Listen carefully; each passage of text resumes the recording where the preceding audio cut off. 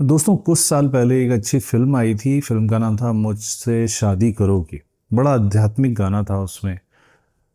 जो महामहिम सलमान खान जी ने के ऊपर फिल्माया गया था कि जीने के हैं 4 दिन, बाकी सब बेकार दिन, जाए जाए जाए, एक बार जो जाए जवानी फिर ना आए।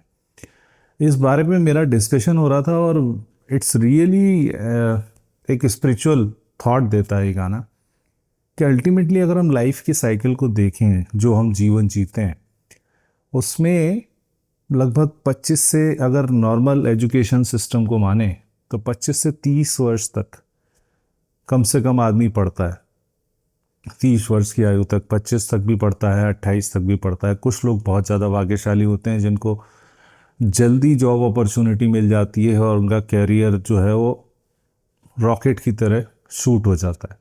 जनरली अगर देखा जाए, अगर आप इंजीनियरिंग कर रहे हैं, अदर सीए, और अगर आप मेडिकल में जा रहे हैं तो ये थोड़ा सा और उम्र बढ़ा देगा आपका। तो ऑन एन एवरेज 30 ईयर्स मान के चलते हैं। 25 से 30 साल के बीच का कार्यकाल जो रहता है, उम्र का पड़ाव जो रहता है, बचपन से लेकर तब तक, वो आदमी का पढ़ाई में निकल जाता है। अगर आप खेल या बाकी किसी व्यवसाय में नहीं जा रहे हैं तब फिर 10 साल लगभग मान के चलिए कि एक्सपीरियंस, और आप अपना प्रोफेशनल ग्रोथ पे काम करते हैं। इस्टेब्लिश्ड होने में आपको आपको अपनी स्थिति प्राप्त करने में, थोड़ा सा वेल्थ मैनेजमेंट करने में, अपना बैंक बैलेंस बनाने में 10 साल का टाइम लग जाता है। तो वही 35 से 40 वर्ष की आयु, और उसके बाद आपको लोग अंकल बोलना चालू कर देते हैं ऑल ऑफ सडन। क्योंकि मैं इस पड़ाव पे हूँ उम्र के कि चीज़ें जब लगता है कि हाँ यार, अभी हम उतने यंग तो नहीं रहे लेकिन अभी उतने बूढ़े भी नहीं हुए। तो ये जो बीच वाला जो कार्यकाल होता है, कुछ रिच एक्सपीरियंस हो चुका है आपको, लेकिन जवानी की जो ऊर्जा है, जो हार्मोनल एनर्जी आपको मिलती है, वो धीरे धीरे ढलान की ओर है। तो अगर इस तरीके से देखा जाए जीवन को, तो भाई जीवन में बसते केवल 10 वर्ष हैं। उन्हीं में आपको सब कुछ करना है देखा जाए तो। बाकी तो जीवन चाहे आपका ऑन एन एवरेज 60 साल माने, 70 साल माने, 80 साल माने, या 100 साल भी मान लें, तो भी तो बाकी का जीवन तो या तो बचपने में निकल गया, जवानी में निकल गया थोड़ा बहुत, और बाकी का जीवन तो आप अधेड़ उम्र और बुढ़ापे में काटते हैं।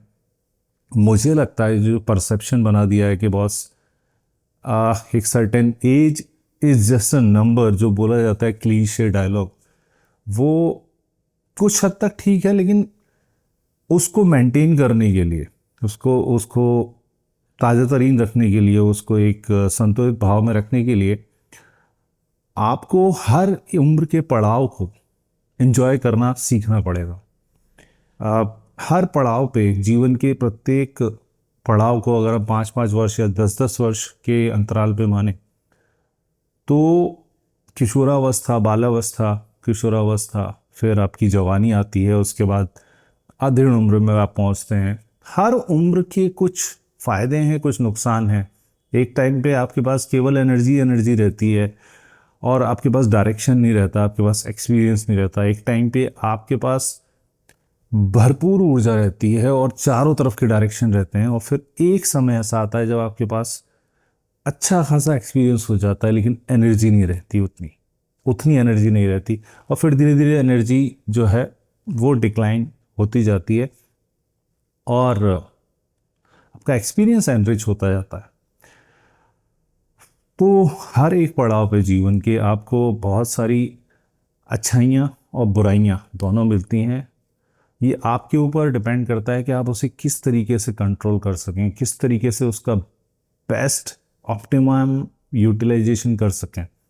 वही हमें जीवन की सबसे प्रमुख सीख है कि हम पहले तो वस्तु स्थिति को माने, उस आईने में अपने आप को देख के पहचाने कि हाँ भाई, now this is my present scenario, whatever the age, so called age figure is, but my mental strength, my physical strength is like that. तो मुझे उसके अकॉर्डिंग क्या बेस्ट मेरे पास अब पॉसिबिलिटीज़ हैं, जो मेरा क्षेत्र बढ़ रहा है, जो मेरा क्वेश्चन बढ़ रहा है, उसको मैं और कैसे शार्पन कर सकता हूँ, और जो मेरा ढल रहा है उसको मैं कैसे बैलेंस कर सकता हूँ। यही जीवन का सीख, मैं एक पॉइंट था जो मेरे दिमाग में आया, मैंने सोचा आपके साथ शेयर करूं। जय हिंद, जय